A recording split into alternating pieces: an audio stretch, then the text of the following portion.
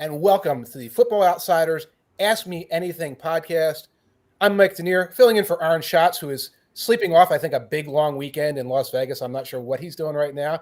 But I'm here along with Bryan, Knowles, and Spratt from Football Outsiders. And we're going to be answering your questions today, and as well as covering some of the big topics from the week in the NFL. And we welcome everyone who's watching live, whether you're watching live on Twitch or YouTube or Twitter, Facebook. I'm not sure where you can watch things live. I know you can watch them in the little widget at Football Outsiders itself. You might be seeing us there. If that's the case, come join us. Ask us questions. Chit-chat with us. Makes the show great to have you guys involved. And whether you're watching live or you're watching later on your favorite podcast app or whatever, please like us, leave a 5-star review. We'll mention your review on the air if you leave one. And share the opportunity to come out and hang out with us all week, but especially on Wednesdays here at Football Outsiders. Just want to remind everybody before we get started, there is a limited time offer right now. Football Outsiders Plus, only 99 cents a week. 99 cents a week, so cheap that we can afford it. Even if we weren't given it because we're employees, we could afford it. And this is an opportunity to get all the DFS information, fantasy information, wagering information, all the splits, all the breakdowns, all the things we talk about all the time on Football Outsiders. They can be yours. They can help you make your decisions, how to set your lineup, how to put together your parlays for the week, or if you're like us and you work in the industry, how to say something a little more interesting on your podcast or on your blog than, oh, he's a winner. We got the opportunity to give you that. So let's get started with some surprise news. A surprise from the Jets, guys. Joe Flacco is starting at quarterback this week. In 2021? The year of our Lord, 2021. A team that 2 weeks ago declared that they had 2 starting quarterbacks in Zach Wilson and Mike White, who they could then trade to the world and bring the Jets' fortunes around. Joe Flacco will be starting this week. I'll start with Scott. Your thoughts on this? I guess it's a little bit less surprising with Mike White. So it seemed like he had played well, but playing the Bengals and Colts, despite having overall good defenses, are dramatically better defending the run than the pass. So to me, when you face the Bills in by far the number 1 DVOA pass defense, right, it's not surprising that things changed. I'm not going to criticize the Jets for starting Flacco because what even is the point or the thing you can do for the team in this game? The whole idea is you're developing one of your quarterbacks for the future. It doesn't really even help you lose because you already think you have the quarterback of the future. It's not like there's a top draft, prospect anyway. So honestly, what does it matter? It doesn't matter if they win this game or not, right? Right. Well, you're not going to criticize the Jets for starting Joe Flacco. Bryan, can you criticize? I'll criticize them for starting Joe Flacco, sure. Joe Flacco is not going to be part of the team going forward, you would hope. The odds are that Mike White isn't either. But he's still an unknown. We know who Flacco is by now. We've seen him for years and years and years. He's good for one good game a year at this point in time. Maybe it'll be this one, but like I said, what does it matter if the Jets win or lose? The point for starting someone like Flacco at this point is, we've got to try to get at least a little bit of the bridge between while we're waiting for our star quarterback to come back. What are the Jets bridging to? The Jets are bridging from nowhere to nowhere. Right now, of course, I'm here in Joe Flacco's hometown, talking to everybody here. So they were setting off fireworks this morning out of enthusiasm. That was actually a car backfiring out front of my house. That wasn't that level of excitement, but yeah, it's kind of a nothing burger on the one hand because, like you guys said, win or lose, it doesn't really matter. But on the other hand, it's kind of indicative of the Jetsness of the Jets that it's such muddled thinking right now. It's hey, it's the middle of the season. Let's throw the 30-something-year-old out there. I mean, I would argue that the mistake was starting Mike White last week because if you're trying to maximize his trade potential, right, you stop at 500 passing yards and 4 passing touchdowns. You stop immediately and then hold him and try to trade him in the offseason. At this point, yeah, White's value is already gone. So, yeah, it's over with. Yeah, I'm coming at this a bit from the loser league angle briefly here. Okay. I wrote about the Jets a lot this week because both Mike White and Zach Wilson have had 4 interception days. Yes. The Jets are the 62nd team ever to have 2 different quarterbacks throw 4 interceptions in the same season. Are they going for 3? I think Flacco is, from a losing perspective, is less likely to get you huge negative points because he's going to check down a billion times. He's going to get you all those little tiny dink and dunk yardage. But man, my fingers crossed for the first ever team to have 3 different quarterbacks with 4 interception days. The other 60-something quarterbacks or teams, were they all from like 1965 and before? A bunch of them were from the 60s when you suddenly doubled the size of the league and you had the double the size of quarterbacks. And a bunch of them come from the 80s when passing rates went up faster than interception rates dropped, as everyone was experimenting with the run and shoot and the spread and the West Coast offense, but only what we saw on TV. You have a bunch of things like Don Strock and Woodley for the 81 Dolphins. Okay. You have one what the replacement teams had happened. The Vikings had one of their replacement people. A lot of times in the 80s. And then nothing 90s, and surprisingly nothing in the 70s, which is what I thought. But I guess everyone was running so much, you didn't have time to throw 4 interceptions. Right, and they keep the quarterback who threw 4 interceptions out in the 70s for the rest of the season. Like exactly, their starter. You're talking about loser league value. I'm just going to ask Scott, the Jets, in terms of, is there any meat on the bone with the Jets fantasy-wise with this move or without this move?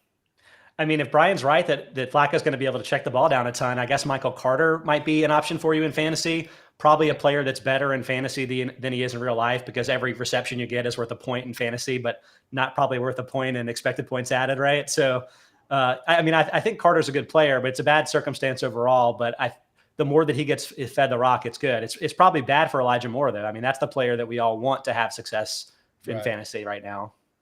Right. By the way, I'm circling back before we leave Flaccoville forever. I'm stuck in Flaccoville forever, folks, but you are not necessarily. In the chat, LL Salerno asks, and I think we touched on this, but we never quite hammered it home. Does Flacco actually give him more chances to win than Mike White? I think Flacco is less likely to have a huge disaster of a game. He's not likely to have the 4, 5, 6 turnovers kind of thing. Right. So if you think, the defense is going to be really good and they're going to play a tight 7-3 game, but the defense hasn't been good. So I'd go with I would personally go with the higher variance and put one of the young guys in there rather than have Flacco. Okay. My response is it doesn't matter.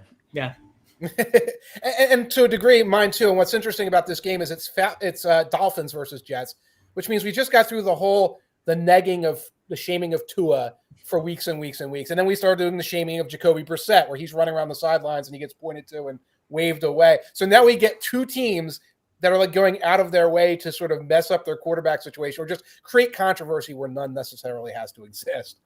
We're going to shift gears now, and this is perfect because as Vanderpool in the chat leads us right into our next topic. Are we having a good omen about Cam Newton and his return? And it's kind of like Cam week at Football Outsiders, if not here on planet Earth. But we're going to turn it over to Cam Central in Greater Carolina. Scott Spratt, is this a good omen? Do you have a good feeling about this? I mean, I would say it's always Cam week here in Charlotte, North Carolina. We're all extremely excited to have our quarterback back. I didn't want him gone in the first place. I've always loved him. Always thought he was a better quarterback than I think people expected based on the basic statistics. It's just a situation where it's really hard to evaluate Cam by traditional metrics and kind of judge whether he's a good or bad quarterback. Right. And kind of case in point to that point is, post the Super Bowl run in 2015, he went from a 59% completion rate in 2017 to a 68% rate in 2018. You're like, what changed? What changed is he threw the ball at Christian McCaffrey at time. Like we think about passing yards, completion rates and stuff as a measure of how good a quarterback is, but so much of it is style. And a lot of Cam's success has always been about he converts 3rd and shorts and plays near the goal line. And it's not because of his arm. And it's just really hard to wrap your mind around what he does well. And that's why I'm optimistic that it can work well. But I'm judging a lot of that based on what I think is improved arm health from like 3 passes in the preseason. Right. Maybe I'm getting a little bit over my skis here. Right. And that's hard to judge because he was hot and cold in the preseason. We heard varying reports from him. And Brian, you wrote about Cam as well this week, didn't you?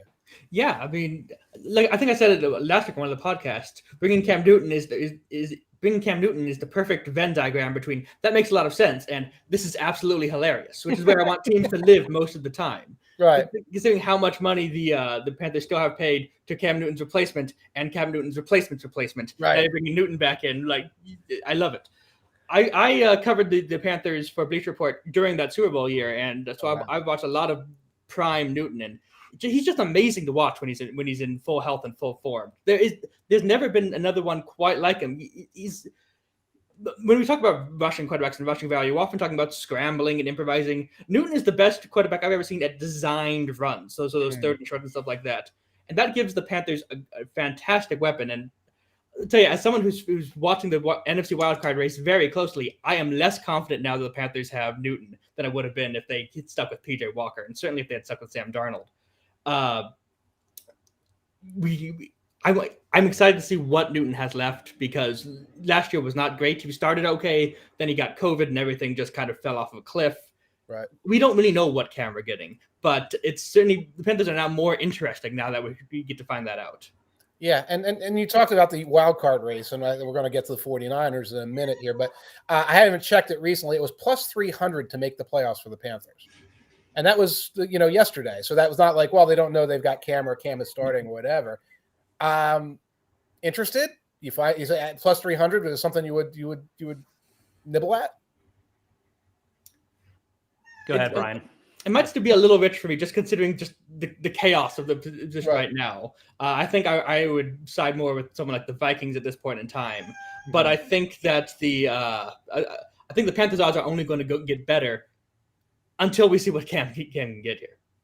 So the trick is that the Panthers closed the season with 2 games against the Bucs, one at the Saints and one at the Bills. So it's like you would expect the team to go 0-4 in that stretch, given just the general talent levels. But the one thing I'll say about Cam, or at least the theory of Cam, is that his weirdness is really hard to prepare for, which means the Panthers, they upset teams that are on paper a lot better than them, and then also lose to teams that are a lot worse than them, because it just isn't your standard, line them up kind of a thing. So I think the fact that it's a long odds type of shot, I like that better than I would like them if they were a better team overall and then a favorite. It just seems to me they're more likely to win games that they shouldn't. And that Cam might specifically address some of the weaknesses of the team, like the fact that they have injuries and a bad offensive line and an offensive line that's better in run blocking than pass protection. Cam makes more sense for the team than Darnold does, even when the two players are at their best. Right. It's like the strangeness and charm. And it's like he makes them the anti-Vikings. Because the Vikings are going to flow along right here, and if the playoff flow goes below them, they're in. Whereas the Panthers, it's a wild card. It's a variable you can't account for. I will say, by the way, the Vikings are plus 160, and I just checked. The Panthers are still plus 300, and it's not an either or. It is not an either or in this situation, because you have a Saints team right now. It looks like they could fall apart very quickly. They are just out of humans on their roster, and there could be room for 2 kind of playoff teams in the NFC. Yeah, it's true. The Vikings do have the tiebreaker over their Panthers too, because they beat them in overtime. That's right.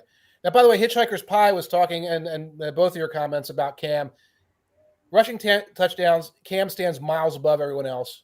Closest are Otto Graham and Steve Young from 70 years ago and 30 years ago. And that is mind-boggling. Now, it was a different game 70 years ago. And Otto Graham, I think we see pictures of him from late in his career where, he looks like some kind of linebacker running around out there. But, in this era, Michael Vick is not even close to that. Randall was not even close to that. And Lamar Jackson is still so far away from that.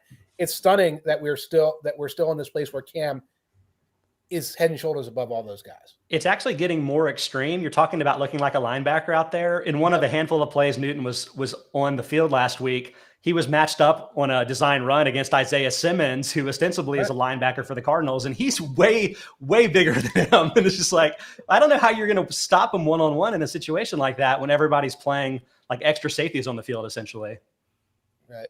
Absolutely. By the way, shout out from Hitchhiker's Pie to your cat, Brian. Yep. Love it. Second coolest cat. It's a Panthers tribute. I appreciate that, Brian. Many thoughts about Cam Newton, I'm sure. Second coolest cat here. Rivers is McCown's cat, I think, is number 1 most popular character on all of our podcasts. But Brian's cat is moving up the ranks. Is already more popular than me. Switching gears here, and then Todd Singer had a question directly for you, Brian. And let us into what we're going to talk about anyway. Brian, Garoppolo had a nice stretch of 3 games. Has San Francisco been doing anything differently schematically on offense? I don't think they've been doing a ton different schematically. They have been beginning to get Brandon Ayuk in more, which has helped. Mm-hmm. And then against the Rams, they started doing a couple of different things by sticking Deebo Samuel in the backfield and giving him, I think he had 6 carries for something like 60 yards. I think overall they haven't been doing much schematically. What has changed is turnover luck. The Niners have were coming into the Rams. The Niners were second worst in the league at the -9 turnover differential. They have not been able to recover a fumble to save their life. And it turns out if you don't turn the ball over, you can extend drives and then maybe score some points. Which it turns out to be that was the missing key for the Niners all these weeks. It's actually getting into the end zone without giving the other team the ball. So I've never seen a first half like we saw against the Rams. The Niners had 2 drives, 2 of them, each of them 15, 16 plays, ate up basically the entire first half.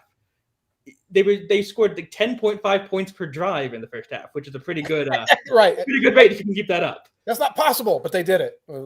Defensive turnovers. By the way, to your point, opponents fumbled 17 times against the 49ers. They recovered 3 of them. Yeah. At Football Outsiders, when we talk about fumble luck, we're not talking about, what do you mean fumble luck? Guys peanut punch the ball. They strip sack quarterbacks. That's all true. But the ball bounces back to the opponent. And that was happening consistently for the 49ers. So it's not like, it's something that you can coach. It's just that the ball was not bouncing their way. And that led directly to, I think, a couple of their losses and a couple of their close games. Scott, your thoughts? You have to have some fantasy thoughts too about what's been going on there. Yeah, I mean, I have a couple things. One, I'm just going to steal from Robert Mays of The Athletic because he was saying basically, the in vogue defense right now is the 2 high safety look. And it's basically a defensive scheme that dares teams to run the ball. And you're like, teams are going to get bored running the ball all day. Patrick Mahomes wants to chuck the ball deep, right? Mm-hmm. Well, the 49ers would rather run the ball than do anything else. It's like the most fun thing on earth to them. So obviously they're going to keep running. And it works well with Deebo Samuel. So Samuel, among all running backs and wide receivers combined, he's 5th right now with 3.27 yards before contact per attempt. We talk a lot more about yards after contact, but with the 49ers, it's a yak thing too. But I mean, they have all these incredibly speedy guys. You think of that from Raheem Mostert's days, Tevin Coleman back in the day too. I think right now, Eli Mitchell was a sub 4.4 speed 40 guy. And that's probably why he's really been a big boost for the team. But Samuel was also 4.48 or so, I think. So it really fits with the style of the outside zone running scheme. And I just kind of love what they're doing with that. And I mean, the offensive scheme and players really haven't been the problem for the 49ers this year. As you guys have mentioned, it's really more about the luck and things like turnovers, defensive issues, some injuries, maybe personnel decisions, but the offense is really working well. Over the last 3 weeks, Jimmy Garoppolo has the highest DVOA and most DYAR of any quarterback in the league. That is not all due to Garoppolo. That is due to Kyle Shanahan getting these speedy receivers up in open space. And Garoppolo is distributing the ball to them. And when the Niners went to the Super Bowl in 2019, that's what he did. He was very good at running the game plan, distributing the ball to these receivers in open space and letting them take off. And that's been working for the last 3 weeks. And that's why the Niners have maybe staunched the bleeding a little bit here. And Bryan, I imagine it's no small thing that George Kittle's been back the last 2 weeks, right? It seems to me that he and Juszczyk would be the 2 biggest cogs in their rushing game plan. And Kittle has obviously produced as a receiver of late, but he has to help everybody else. Kittle, Juszczyk, and Trent Williams. Yeah, if you have all those 3 guys barreling down the same direction. There was a play last week where Kittle and Williams combined just to blow Von Miller out of the water I think it was Debo ran right by them. I mean, that's what the Niners want to do. They want to get physical. They want to get in the trenches. They want to run the same rushing plays over and over and over again until you stop them. And the Rams just could not stop them. What's the mood like among 49ers fans now? Well, as of last week, it was who's going to replace Kyle Shanahan when they inevitably fire him at the end of the season. Yep. And now it's why hasn't Trey Lance been playing instead of Jimmy Garoppolo, who is again leading the league in passing stats over the past 3 weeks. I saw that on Pro Football Talk, and it's one thing for in the blogosphere for us to say Trey Lance's name a lot to try and get some engagement, but that was an actual question Kyle Shanahan had to address his press conference, right? Absolutely. And look, I get it. I've seen enough Jimmy Garoppolo for my lifetime. I'm good. I'm done. I'm ready to see. Garoppolo was not creating anything on offense. Garoppolo was just running the offense. And you would have to think that Lance could do that as well. Right. But you don't start complaining about that after you have this huge win. Right. The time to complain about that was when they were losing. And then you go, why don't you bring Lance in to bring a spark? Now that things are going well, I mean, I would love to see Lance too. I really would. But as things are going well, you stick with what's working. I mean, if Jimmy Garoppolo is Alex Smith, then that means that Trey Lance must be Patrick Mahomes, right? I think that's how analogies work. Right. Or at least Colin Kaepernick, if we're not going to memory wipe him. And Kaepernick did spend his entire rookie year as a wildcat guy. So he did not go, or a big chunk of it, I should say. So it's not like this was like a transition that's like, oh, just wipe the slate clean and go with the next guy. It's a very different situation. And remember, Lance did not play at all in 2020 except for that one showcase game. He's very young. He's coming from FCS. Yes, It gives the Octagon because he needs game time to get better. He needs to get some reps. Right. But as long as the Niners are at least in the wild card race, you can't really justify sending a guy out there just to get experience. Right. Now, I'm surprised that he didn't get in like in the fourth quarter against the Rams or in some of these other big scores just to get his feet wet some. That I think is perfectly fine to criticize Shanahan for. But I mean, at this point, you got to keep going with Garoppolo as long as the Niners are at least in. They're only a half game back of that wild card mess. Right. You have any faith in them to pull through that crew? Some faith. Nobody has faith in any of those teams. I think that's what it boils down to. We don't have faith in the Panthers. We have faith in the Vikings to tootle around and get there at 8 and 9. That's Some would say I have too much faith in the Panthers. That is one thing the Niners do have. They still play the Vikings and the Falcons, so they play two of these teams in the mess. So they'll be able to at least somewhat control their own path to the wild card. If they can win those kind of games, they clear out the path a little bit. Yeah. By the way, LL Salerno in the chat talks about those fast drives in a primetime game. Nothing I like better than like a 14-play, 11-minute, all-running drive in a night game. They get closer to the fourth quarter, get that scoring, get that final in, and we could all go to sleep. And LL Salerno also asks, why do you think the Rams are 0-5 against the 49ers? I'll start that over to you, Brian. Yeah, the Rams are 0-5 against Shanahan. What the Rams want to do is they want to rush the passer, and they want to have Jalen Ramsey standing out there and intercept all the passes. They want you to get, like Scott said, they want you to get bored running and throw into their pass rush.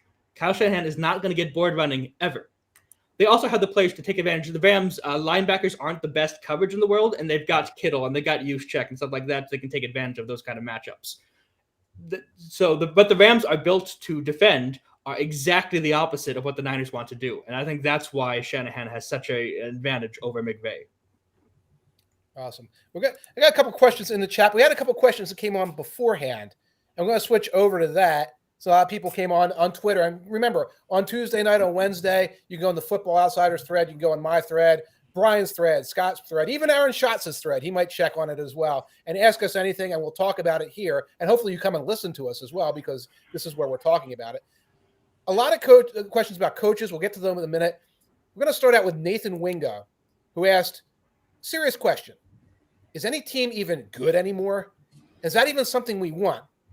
Or do we want just a bunch of 10 win teams with momentum heading into the playoffs? I love a good philosophical question like this, and I'm eager to hear your thoughts, guys. I mean, I don't think it's really that different than it was last season. So through 10 weeks last year, you had 4 teams with at least 7 wins or with only 2 losses or fewer. You had the Saints at 7-2, the Packers at 7-2, but then you had the Chiefs at 8-1 and Steelers at 9-0. This year you have the Cowboys 7-2, Titans 8-2, Packers 8-2, and Cardinals 8-2. Were we putting a little bit too much stock in that big 0 or that big 1 in the loss column? Does that really change what you think about the quality of the teams at the top? For me, it doesn't. And meanwhile, last year, the Bucs, who ended up second in DVOA, they were 7-3 and about to fall to 7-4. The Bills were 7-3. They finished 4th in DVOA. So to me, it's not different. I just think in football, given that you only have maybe 12 or so offensive drives a game, it's just so much easier for a worse team to upset a good team. And I just think that's something we consistently overrate. You always want the good team to win. It's just not going to happen. Also, from a philosophical sense, the question of like, do we want good teams or do we want teams with momentum and stuff?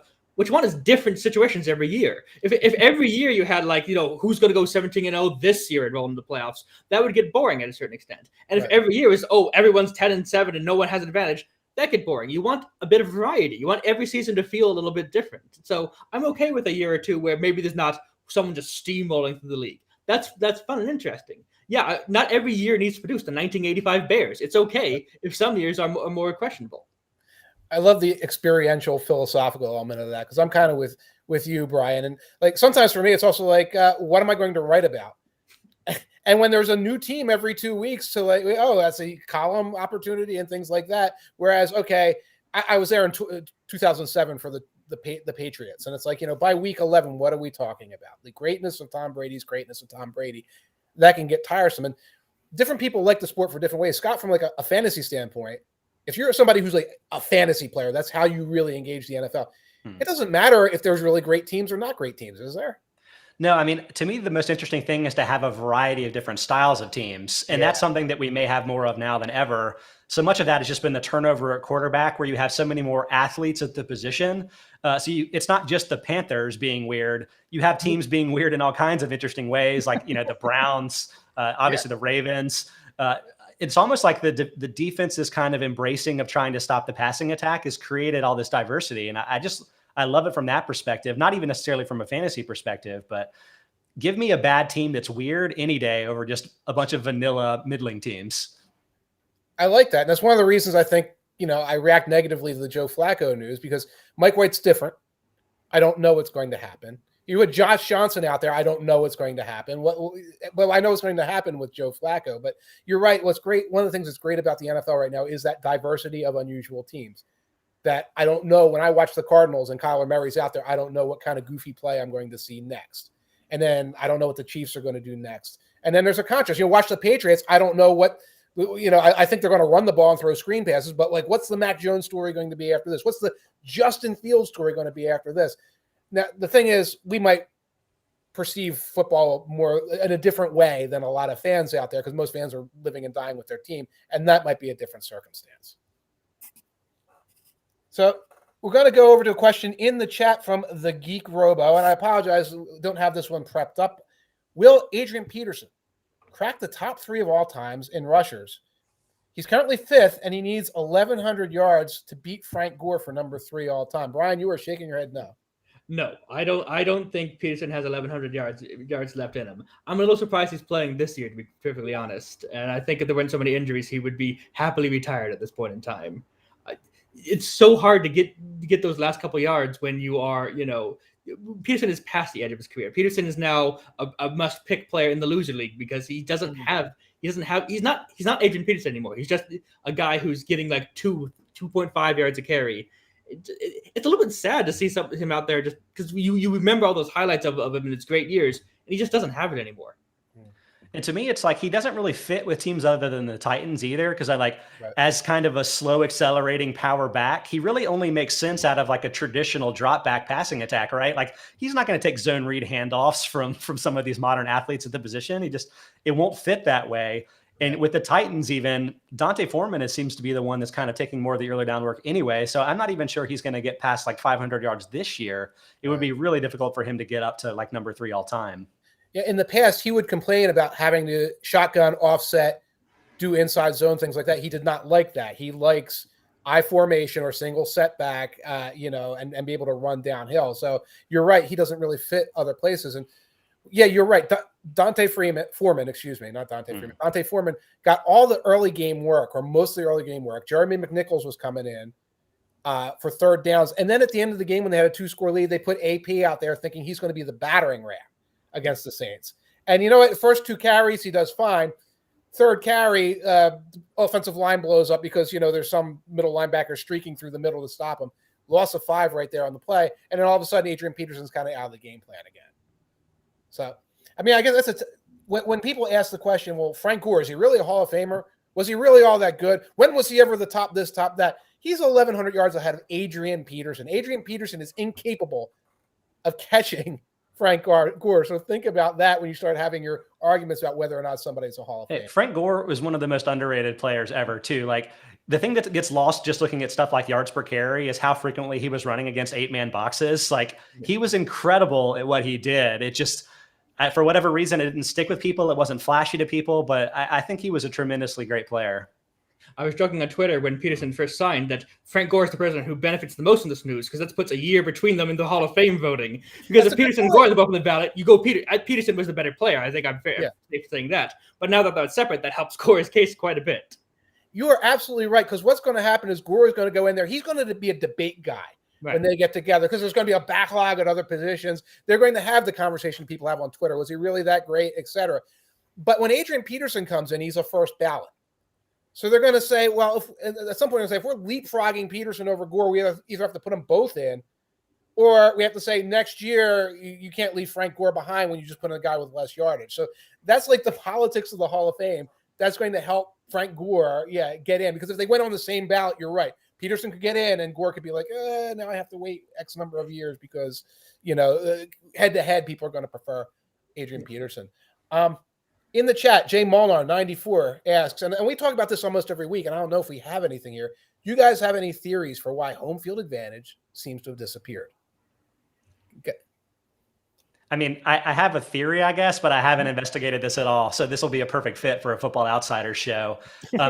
I mean, can we say COVID? Like the character of the fans at games has dramatically changed in recent seasons, both in the time period when there weren't fans, and I guess now you could call it the like ticket resale era, so to speak. So it's like less of the fans are specifically rooting for your home team.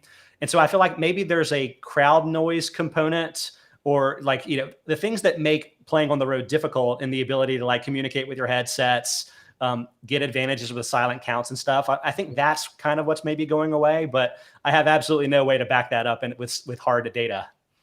That's interesting. I do like that though, because the people in the stands are a different group of people now than they might have been 2 years ago. That's kind of how you're saying. And then 1 year there were no people in the stands.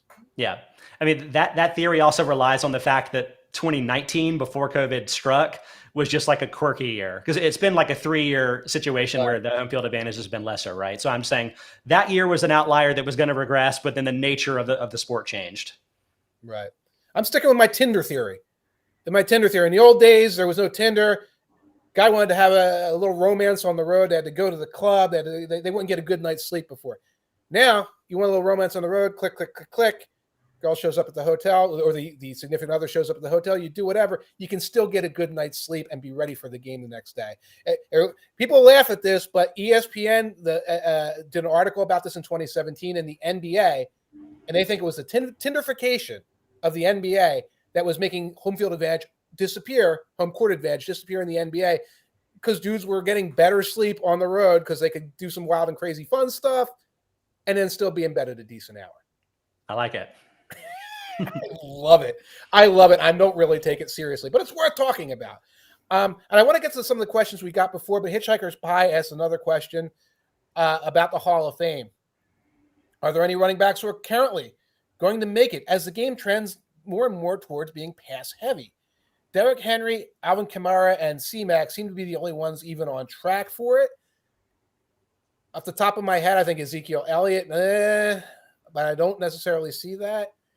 Are we going to have a long lull before we see another Hall of Fame running back? There's going to be an interesting shift as you start getting these, with more and more backfields being timeshares now. There's going to be an interesting shift where voters are trying to get their minds off of what you need to be, get 1,200, 1,300 yards a year to get into. Right. Okay, well, what's your overall contribution to a team? You have a couple of years where you're going to have someone like Frank Gore, who got to number 3 because he got carries year after year after year, versus someone who got maybe 40, 50% of the carries and did very good at that. It's going to be really interesting to see how the voters kind of mentally get their heads around it. The same thing kind of in the 70s, when all of a sudden passing, like receiving numbers started going up. That's how Swan and Stallworth got in the Hall of Fame. Like, because these great numbers they have and stuff like that. Especially Stallworth, Yeah, because they hadn't really grappled with the new reality of what the wide receiver position was becoming.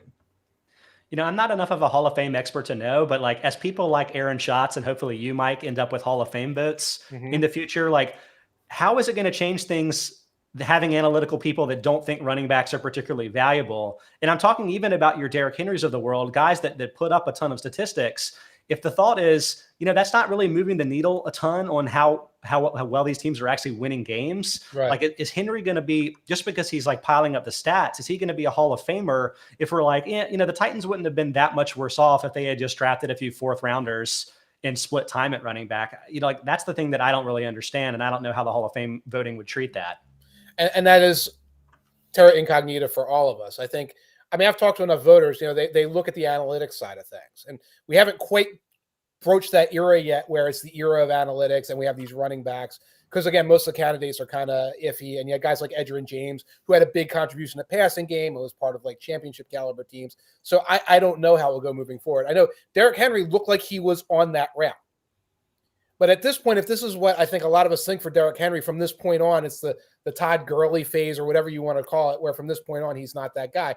He's not a Hall of Famer, and he wouldn't have been a Hall of Famer even 25 years ago based on that. So there's a lot of factors. One is those of us in analytics saying, well, we wouldn't vote for that guy, or we wouldn't put him in our 5, and we have to pick these guys.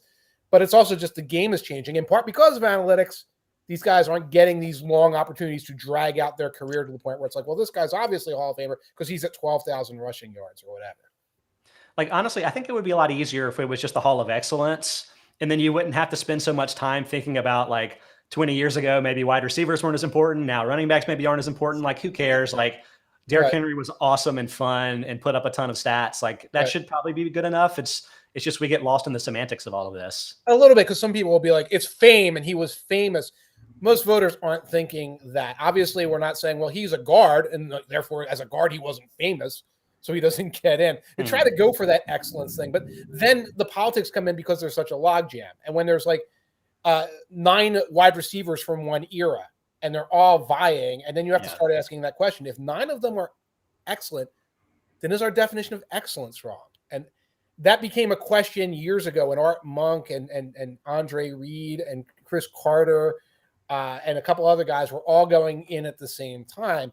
And they had to have a real debate on the floor where it's like, is it just that the passing stats went up and all these guys broke records that were held by John Stallworth and guys like that in the past? So they all just break records at once, and are a couple of these guys ordinary? And that led to a fight that led for years on the floor. So I don't think we're going to get that in running backs. Because I think in running backs, it's just going to be, well, one dude bubbled up out of like the 8 years of running backs. Are they good or are they not good? And that, I think that's how it's going to be. So we have a bunch of questions that came to us from Twitter before the show. I'm going to hit a couple of them right now. A couple of coaching questions. And I'm going to start with Ian Larkin. And Ian Larkin asks, who are the best and worst coaches under the age of 45? I think I have my list, but I'm going to start. Let's go with Scott. Do you have picks here?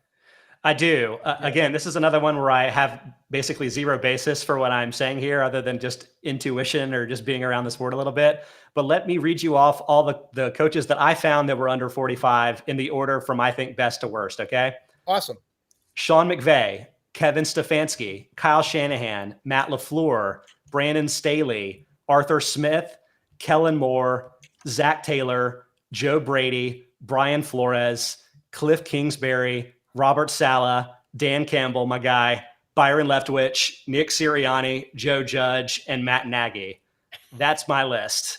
That is comprehensive as hell. I love it. Brian Dable, Mike Vrabel, and Josh McDaniels are all too old. They're 45 or 46. I don't have really any way to support. That's why I think that those are the guys that are the guys, because so much of it is like uncoupling what a coach is contributing versus his personnel. It's very, very difficult. Frankly, like attributing blame and success to individual coaches when it's a real concert of events, like it's really hard to do. But that's my perception of things. You want to pick that apart? No, well, I want to say, first of all, you got a couple of the key coordinators in there. I threw in the ones that I thought were going to maybe be head coaches next year. Kellen Moore in particular. It may be kind of over for Joe Brady. I don't know, but I still think he's probably doing a good job. Right. Byron Leftwich. I threw a few of them over who I think are some of the worst head coaches, like your Joe Judges and Matt Nagy's of the world. And you put Nagy at the bottom and you put McVay at the top. Correct. Awesome. Brian, do you have a 25-guy list or what do we got? No, not quite. I think I'd put Judge just below Nagy if we're talking about the very bottom of the list, although I think those are fairly clearly the bottom two for me as well. Mm-hmm. I think Nagy has shown occasional signs of something. Like, I mean, the Bears have made the playoffs a couple times while Nagy's been there. He got something out of Trubisky. I've yet to see something that Joe Judge does well. So I think I'd put Judge at the bottom compared to Nagy. For the best. Todd Singer says Matt Nagy's rated too high. He's dead last, but too high. You know what? I understand the argument, and all I can say is you won't have to deal with them for too much longer. Yeah, I would. And who'd you put number one, Brian? I think I would agree with McVay in general, but it's tough. I mean, you got Matt LaFleur has done some very good things. Kevin Stefanski, but there are a lot of very good players, very good coaches who you could put at the top there. I think I would go with McVay, especially now that we're seeing what Jared Goff has done elsewhere, so it makes him look even more like a miracle worker. But it's tough. You could go from there's a number of directions you can go there at the top. It hurts LaFleur weirdly that his team's so good because like the most impressive thing you can do is what Sean McVay did with Goff and Stefanski does with Baker Mayfield, which is have success when your team has like clear holes with it, right? Mm-hmm. Right. Absolutely. Now, I mean, I would put McVay at the top with you guys. I don't think that's very controversial. And part of it is just, being the guy who's there and you can engineer the shifting of gears and say, we're going to move on from Goff. Stafford's going to come here. Stafford's going to come play for me. And we're going to change things for him. And there was a degree of success. They're obviously having a cramp right now, but there was a degree of success. I think all those things are what, and a Super Bowl helped me go over Kyle Shanahan and on. I wanted to get involved in the Naggy versus Judge debate because it's tricky. Because I saw Naggy have some success. They went to the playoffs that one year. All I've seen Judge do is fail to use a headset properly and, yell at the media. But it didn't say active coach. It just said best and worst coach. Adam Gase is 43 years of age, ladies and gentlemen. Adam Gase is 43 years of age. The worst football coach on earth. High school, Pop Warner, college, XFL, Ted Lasso stuff in Europe, whatever. Adam Gase is 43 years old, worst coach under 45. Any arguments? Yeah, Adam Gase has been on the rise in my perception since Sam Darnold has fallen apart for the Panthers over the last 6 or so weeks. Like he was at an all-time low in about week 3.5 this season, but kind of on the rebound. No, that's because Gase broke him. Gase just broke him. He took him out of the box and smashed all these action figures together. Bill Houston, in an effort to get us in trouble on the chat, not saying all of these fans are trolls, but who have you found to be you three found to be the most obnoxious NFL fan base to interact with? And while I give you guys time to think, it varies from week to week, from storyline to storyline. It's difficult to say. I would say, no one comes after you when you criticize anything like the Patriots fans. Yep. Okay. And I preface that with saying it's 20 years of excellence and a national fan base and a segment of that fan base that is on Twitter seemingly all the time. They can be incredibly, incredibly challenging to deal with. But there is one of the things is there are millions and millions and millions of them. There are some interesting ones for me. Obviously, the Bills Mafia goes nuts from time to time. And long before the Josh Allen thing, they would kind of come after you saying, how dare you criticize Nathan Peterman and things like that. Titans fan Kevin Green, I don't remember actually having an argument with the Titans fans about anything. But let me get you guys' opinion. Have you ever had a fan base that you found obnoxious? And again, we're not painting all fans like this. This is like that Twitter troll group of the fans. Yeah, I mean, I want to make sure that most fans I've interacted with have been lovely. Yes. I did write the Packers chapter the year after they went 13-3, but all the metrics said that they were lucky to go that well, and that's the chapter about the underlying metrics aren't as strong, and people disagreed with that. People disagreed with that loudly.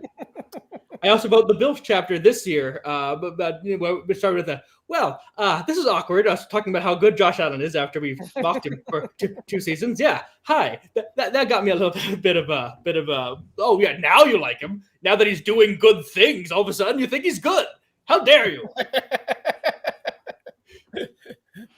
It's always just it's whoever wants to be loudest that week. Most fans are lovely, but I mean, if you ever write anything that's even slightly controversial or negative, you will find somebody out there who doesn't agree with you. Yeah, I mean, I think we're pretty lucky to be in the Football Outsiders bubble, where like most of the stereotypical fans aren't really following along or commenting for us. Right. So I mean, I would agree with you that say the Packers and Bills fans are the most interactive. Like you see the most comments for people talking about those teams, but by and large, I don't really see a lot of backlash to things that we say that might be controversial if we said it on First Take. Mm-hmm. But like people, I think, can understand where it is that we're coming from if they're reading on Football Outsiders. So, no complaints. I'm a happy camper. I do scramble and lose a league. When I talk about how bad the Jets are, the Jets fans agree with me. So that's the cool thing. Yeah, Jets fans tend to be fatalists, and they kind of like wallow in the misery with you. And again, I did Bleacher Report and everything, so I kind of got like that wider cross section because you're right, Football Outsiders commenters and things like that. Like, we're talking about the stats and things like that. Packers fans, I mean, there are a lot of them. And, for years when you would be like, I think Aaron Rodgers is kind of a jerk. While as great as he is, he's a jerk. Like that would always get here comes the narrative. Here comes the narrative of this guy. You see a little less of that in the last couple of weeks. I think they realize, that he's a little bit odd. Rick Desper asks about the Cowboys fans. I think most Cowboys fans, when I've ripped the Cowboys, have looked at my my background or looked at my thing and said, "Oh, Eagles fan, whatever." So that's they blow me off or they block me or mute me. I'm going to finish this with one thing. Dolphins fans. And again, people keep saying Titans fans. Titans fans, I've never met one. I have met one, but Dolphins fans always want to explain to you how a great team is constructed. You don't understand how a great team is constructed. Like Dolphins fans, when did you see a great team constructed? When? 1972? So it's kind of like you don't understand what great glorious thing we're building, and I was like, guys, that's great. All you did was look at the Patriots, and you're guessing what the Patriots did. So I'm sorry I keep ripping your franchise, but your franchise keeps doing dumb things, like right now when they are just purposely shaming their potential franchise quarterback. Jason Mendoza is not pretty obnoxious. Jason Mendoza, famous Jaguars fan, famous Blake Bortles fan from the show The Good Place, is an absolute national treasure. And Todd Singer, you should be ashamed of yourself for suggesting such a thing. I would do a Bortles shout right now, but I don't want to worry the folks at EdjSports. Let's do another question from the chat. I want to get to this one since we were talking coaches and we were talking. Actually, no, I'm going to do one before this one. Give me 1 second. Nathan Wingo, admitting that this was a zany question, asked, which coach would have the best 40 time and which coach would win in the Octagon? Now, I'm going to throw this out. But I don't want to say, in general, in my opinion, coaches, when they do a lot of cardio, don't do a lot of sprint cardio. I got to tell you, all these fit-looking coaches, and a lot of fit-looking coaches in the NFL, they're on the stationary bike, they're on the Stairmaster machine, but they're doing sort of the hill training and things like that. They are not doing sprints. So I want to get your thoughts on the 40 time and on the Octagon, guys. Let's start with the 40 time. With the Joe Judge is practicing all those. So Joe Judge has his team running laps all the time. That's got to help, right? He ain't running them himself, though. My gym teacher in high school had us running laps, and I think he would have needed a cigarette after 50 feet if he tried to run one himself. So, Scott, you have a pick for best 40 time? I do. If you let me cheat, I'll go Antoine Randall L. He's the wide receiver coach for the Lions, ran a 4.54 40 time, and he's still 42 years old. So that's my real answer. But if you let me get a little zanier, I think it's Pete Carroll. I know he's 69 years old, but there's a man with way more energy than I have as a 35-year-old. It's that guy's running up and down the sidelines. I feel like he definitely wakes up at 4 a.m. and runs before he goes into work, right? I think it's Carroll. Yes. If we're doing age-adjusted 40 especially, it's definitely. Oh, there you go. Yeah. Brian, start that stat. Oh, my God. Why do we not have that? Trademark that before the show posts. Age adjusting for 40 times, Willie Gault is actually a superhuman, I think, if you do that. But who's your pick, Brian? I don't have a great pick for the 40 time, I'll say. I might go with LaFleur just because he seems a bit young and feisty, but I don't. I've spent a lot more time thinking about the Octagon than I've been thinking about the 40 time. Yeah, let's start talking about Dan Campbell. That's what we want to do. Okay, let's move to the. By the way, Sean McVay, who I believe played receiver in college. Yeah, was my pick among the head coaches. I hadn't thought of Randall L. Stump Mitchell. He's a little older, but that's Sean McVay puts too much hell gel in his hair to make me think that he can run fast. Oh, no, just flicks it down. It makes it smooth. No wind resistance. Right. It's almost by that logic, I would be incredibly fast, and let me assure you that I'm not.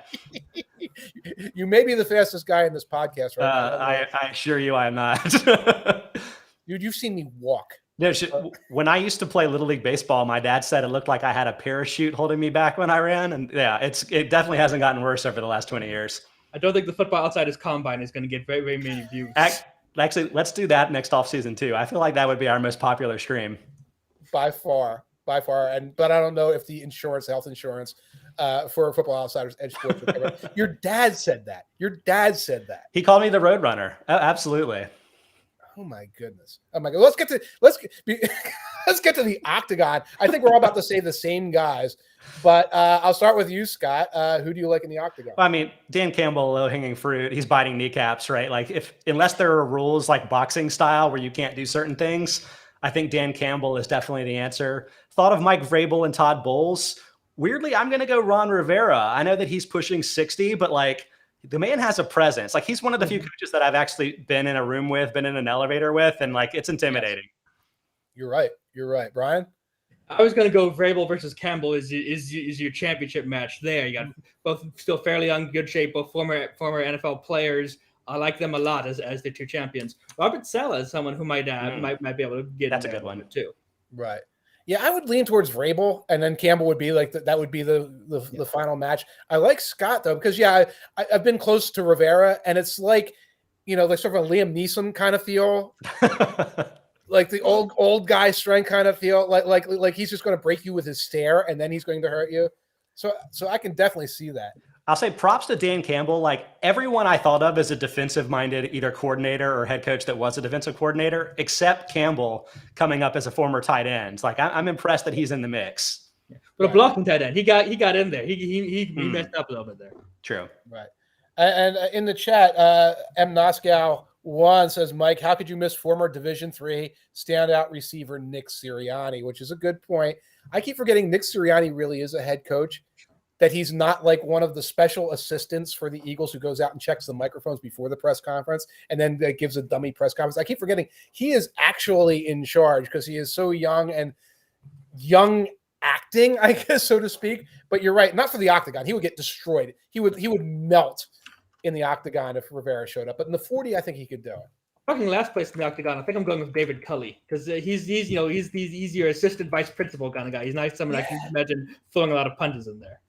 Yeah, and you know what? All the frustration of having to coach the Texans, and I hear the stupid crap that he probably has to hear in the back, and then go out and mumble nonsense. Like he takes out all of his frustration in the Octagon on some coach who actually has authority and has empowerment. I love it, and that takes us to another question. Since I knew we were going to talk about Vrabel during the Octagon, Swimming Tortoro, formerly Buff Tortoro, a friend of the podcast, asked, Mike Vrabel does not meet the criteria for the Hall of Fame based purely on his playing career, but he makes an interesting hybrid candidate. What do you think he would have to do as a head coach to merit consideration when taken in combination with his playing career? So how does, I guess, Mike Vrabel, how does he get into the Hall of Fame? He could buy a ticket. Vrabel is as a player, he's kind of Hall of very good kind of guy. He's the guy that the Patriots are going to bring back every now and then. They're going to put his name in the Ring of Honor. They're going to go, this guy was fun. We loved him.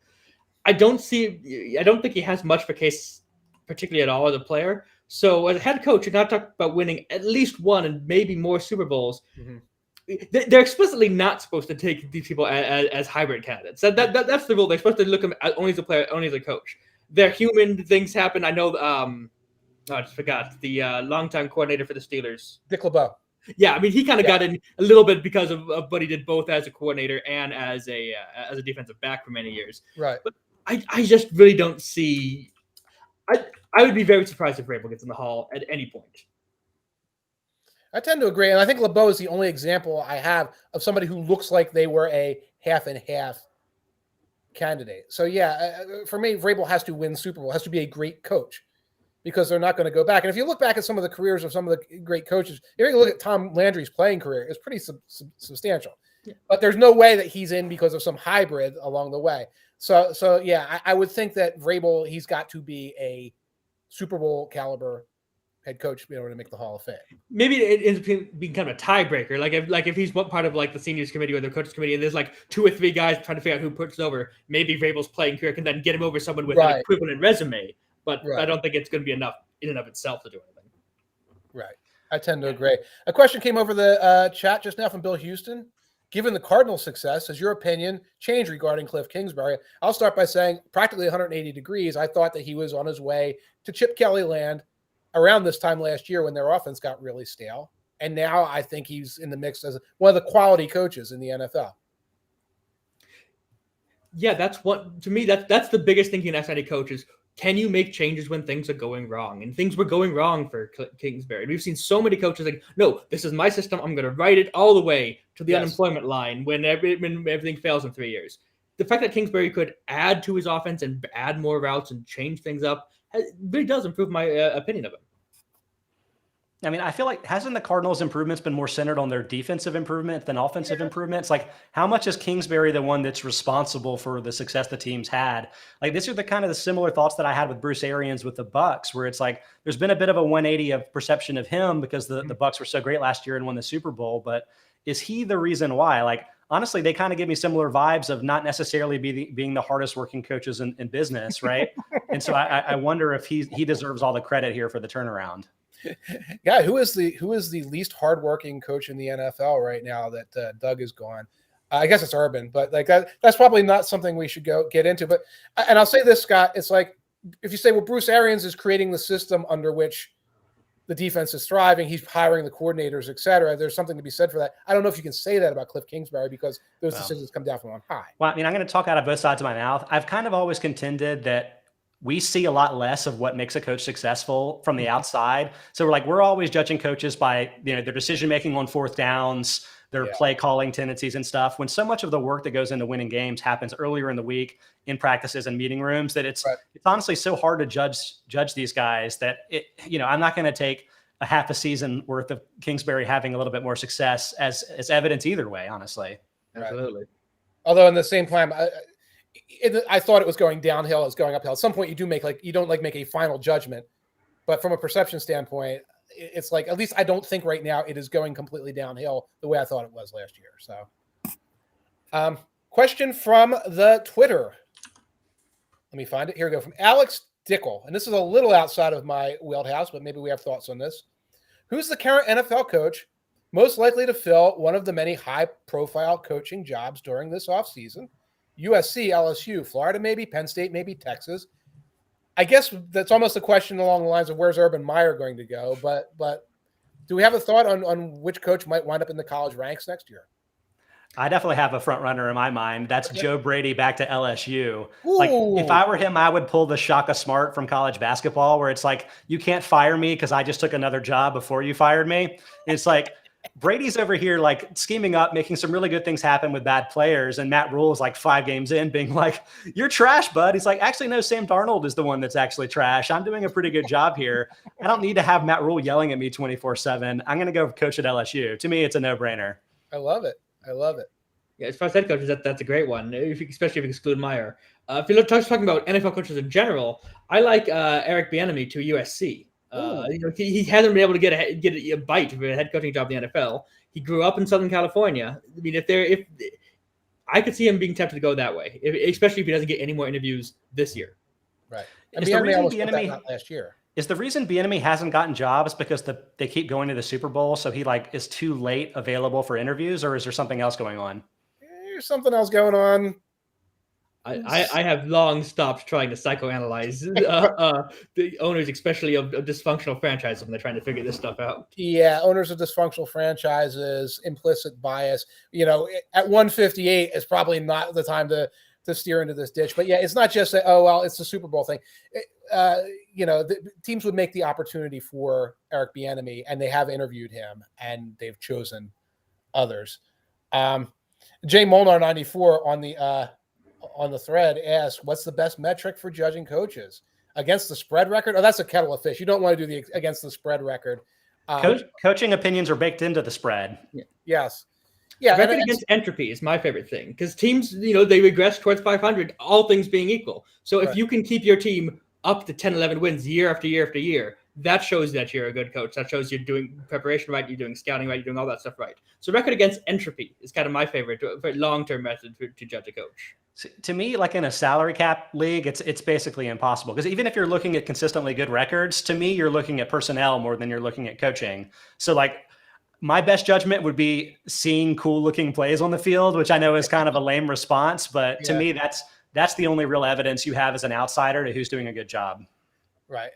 I mean, what happens is inevitably there's success, and you're right. A lot of times that's personnel, et cetera. You have to have something that's measurable for a coach. And I like the way you said it, Brian. It's like it's against entropy, because it's like you're getting dragged down. So the coach who has the 11-5 year, maybe that's Kingsbury this year. Do they get dragged down by the entropy of the league relatively quickly? Chip Kelly did. We can name guys who did. Or is there some evidence, like obviously Bill Belichick, like Harbaugh, like Tomlin, that you can rise above that level of entropy and consistently being like, oh, you know what? We had to change quarterbacks. We lost 7 guys to free agency, and we're still 11-5. We still got to the wild card. We still competed for the division. That's the measure of a good coach or a great coach. And then for the weaker coaches, you know it when you see it. And for like a first-year coach, second-year coach, you've got nothing except when you can see like the sharks swimming around these guys. That doesn't come from nothing. You know, when you hear about the hot seat, and a lot of people, when they hear, oh, like things emanating out, like, oh, he doesn't know how to use the headset, or he got into a fight with the offensive coordinator, or, you know, he was having dinner at 6:00 at night, the night after a game or whatever, et cetera. The sharks are circling for a reason, and usually it means the program health is not phenomenal underneath of this particular coach. Let's see if we can get to one more question if I have it. I have this one because the last one from Nathan Wingo, and we're going to wrap with this one. He said it was Mike Tanier specific. It is not. Nothing is specific to me in this world, folks. If you swap Sam Bradford and Matthew Stafford, kept all the personnel the same, who wins between Jeff Fisher's Rams and Sean McVay's Rams? So let me tee that up again. It is Jeff Fisher's Rams, but with Matt Stafford at quarterback, but Sean McVay's Rams versus with Sam Bradford at quarterback, and you can pick any Sam Bradford you want from the world of Sam Bradford's. Well, if we're looking for Bradford and Fisher together, the only year that Jeff Fisher had a healthy Sam Bradford was 2012. There is no other overlap between them. I went back and checked this earlier today. It's only a decade ago we've already kind of melded all those early 2010 St. Louis Rams together, but no, it's only 2012. Okay. They had a decent defense, 2012 Rams. They had Janoris Jenkins in his rookie year, Chris Long, James Laurinaitis, some good players. But their receivers were Danny Amendola, Brandon Gibson, and Chris Givens. I mean, I don't think you need to be a superstar passer to get more out of what the Rams currently have.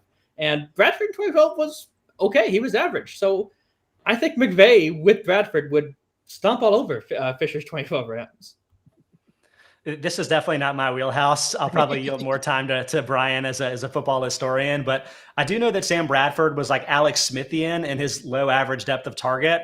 And to me, if you kind of fast forwarded him to the 2020, 2021 era, it would be really tough for him to play against modern defenses that like know how to handle that sort of thing. Like, 'cause they wouldn't have any of the modern tricks to deal with it, like jet sweeps and stuff. So I guess I would lean the other way.